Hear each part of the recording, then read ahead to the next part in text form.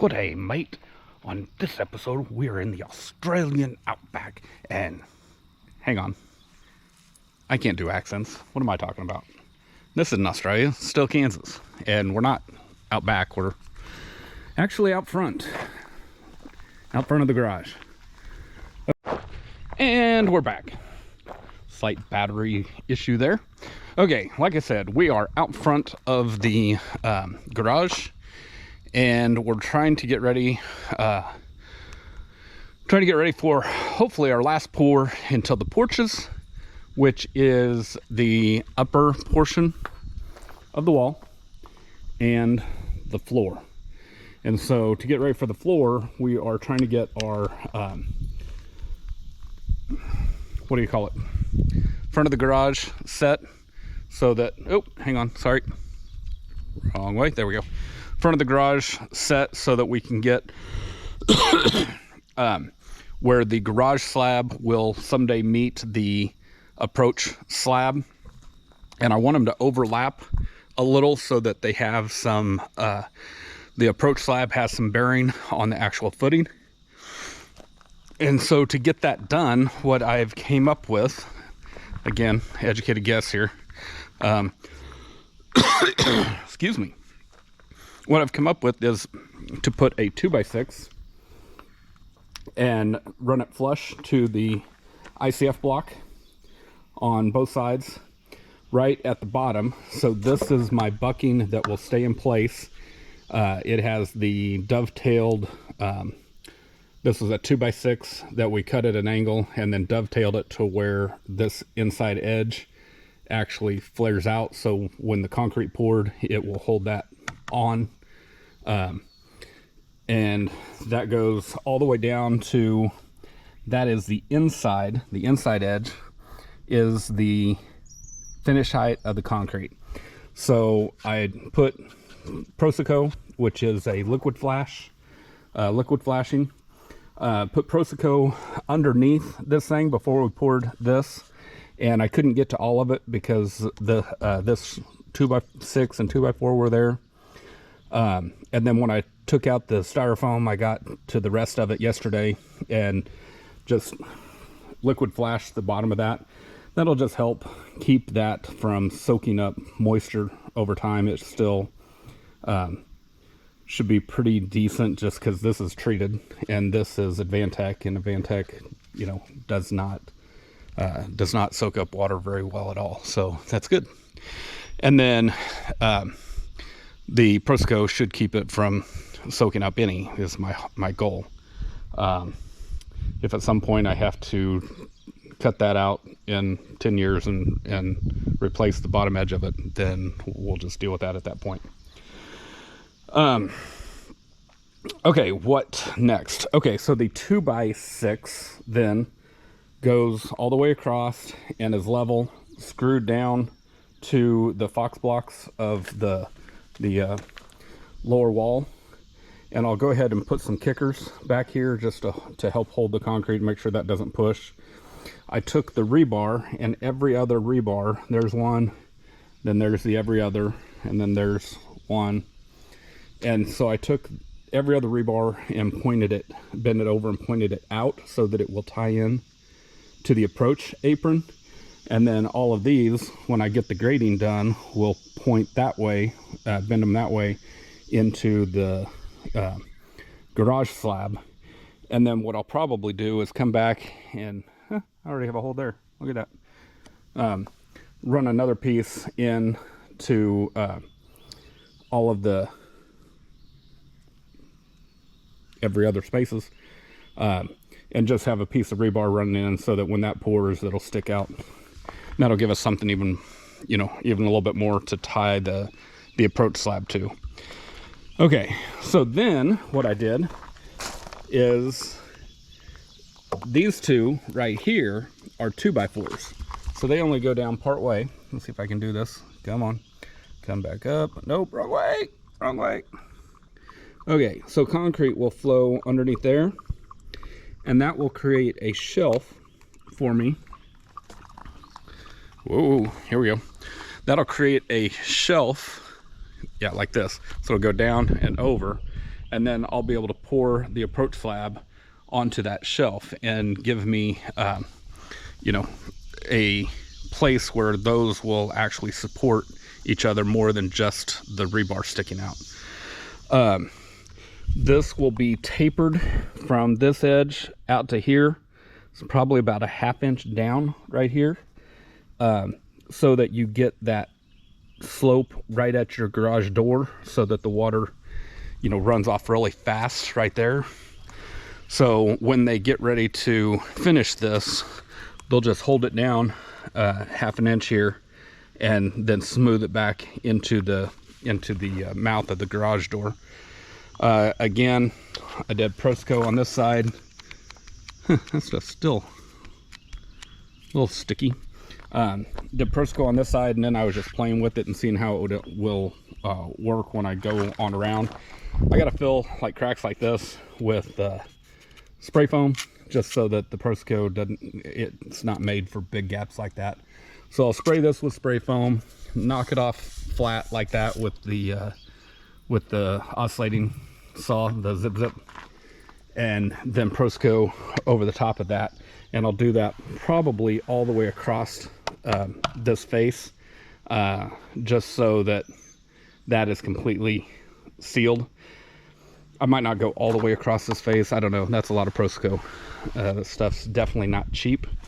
It comes in a sausage tube, and the thing I've noticed about the sausage tube over a regular tube of caulking is that it stays good inside that sausage tube longer. Now the tip are replaceable tips on those sausage tubes, so the tube itself is aluminum, complete solid aluminum, so the gun is relying on the tube of the gun to hold pressure against the plunger, instead of the plastic tubes, where the tubes themselves are what you're actually, you know, pressing out against as the plunger goes in. The sausage tubes are just like a really thin-walled plastic, almost like a plastic bag that has a crimp on each end, just like a sausage does. Anyway, what I've noticed is those stay fresh longer. In fact, the last time I used this tube that I'm using now was a year ago, I guess. And I had taken it out of the tube, rolled up the end as best I could, and then wrapped it in plastic wrap and put it in a Ziploc. And then it's just in the garage. And I was like, well, I'll see if it's still good, because we didn't use very much. We used it around the penetrations, the below ground penetrations over here. Over there where all of our penetrations come in. Anyway, I used it around those, and I had to do that before we backfilled, so I'm like, well, I'm just going to waste a tube of it. But what I've noticed is, because the sausage tubes, I guess they're just more airtight than the plastic tubes are once they've been used. I had to clean out, well, the first tip I just threw away because it was full and I didn't feel like cleaning it out, and that Prosco stuff is really thick and gooey. The second tube, or the second nozzle, when I needed some to go underneath all these before we did our first pour, I just smeared it on the bottom with the putty knife, and that's what I did again this time, is just sprayed it on, there it is, that putty knife, and then smeared it on the bottom. I did that 2 or 3 weeks ago, and I poked a hole through the middle of the tip and started squirting it out, and it came out. And a regular tube of caulking would not have done that. It would have dried up and been pretty much worthless. So I don't know whether it's the Prosco that doesn't dry out or whether it's the sausage tubes, but just something to think about. Okay. So yes, that's what we're doing today. I need to get the 2x4s on the back side of here to create that gap. So what happens is, you can see down here, all right, so that first 2x4 just kind of takes up the distance of the foam, and then the second 2x4 goes at least a 2x4, maybe a little bit more, so 1.5 inches onto this ledge. So I'll have at least 1.5 inches of bearing where this slab will tie into that slab. I would like to get a little bit more, I think, but it's going to be hard with my rebar here.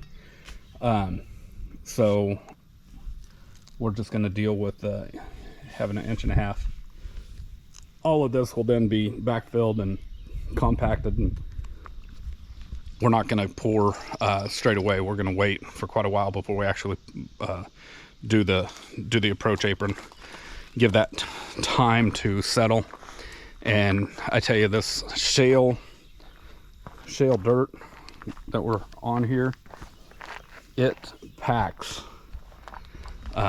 really good. It's a very fine, besides all of the shale and everything in it, the actual dirt, I guess the smaller particles are super fine. So when they get wet and settle in, they get really hard, and it does not settle much. With that said, we're going to let it do a couple of freeze thaws probably before we pour that and drive over it. I'll start parking in here as soon as we get a roof on. I'll just fill all of this up with gravel and drive over it. We have my oldest daughter's dogs because they're on vacation. It is 4th of July weekend. So they're down here. They're having a blast on the farm. Isn't that right, Frankie? Franklin. Her name's Frankie. And there's Anila. Okay. This 2x4, of course, needs to be level. So that sets the level for the concrete. What else we got? We need to make beam pockets up right about there on both ends, because there's a beam that runs across here to support the joists that run this way. And so I gotta get those made and then cut out the styrofoam and then set, I'm thinking just set the Advantech box in. That's what we did for the basement. Set the Advantech box in and then strap it across the front so that it ties everything together and keeps it from wanting to blow out. Because it's a big beam. We can walk over and take a look at it. It is that beam right there. Can you see it? I can't see in the little viewfinder. Anyway, that big beam right there is what has to go across there. And on the last one, I made a flat plate and then welded rebar hooks onto the end of it. And then when I set that in there, we poured the concrete and it wet set around that plate and held the plate in. Then once we got the beam on it, the beam isn't setting directly on concrete, it's setting on steel. And then I just took a little bit of weld and went and tacked the edges in. It was kind of hard because you're in this much of a gap trying to stick the electrode back in there, but it worked. Doesn't need a lot.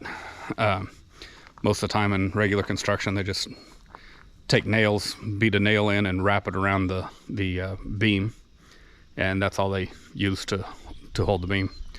So I figure a 1/2 to 1 inch of weld on each side has got to be better than that. Wasn't a good weld, mind you. Like I said, I couldn't get in there, and I'm not a good welder.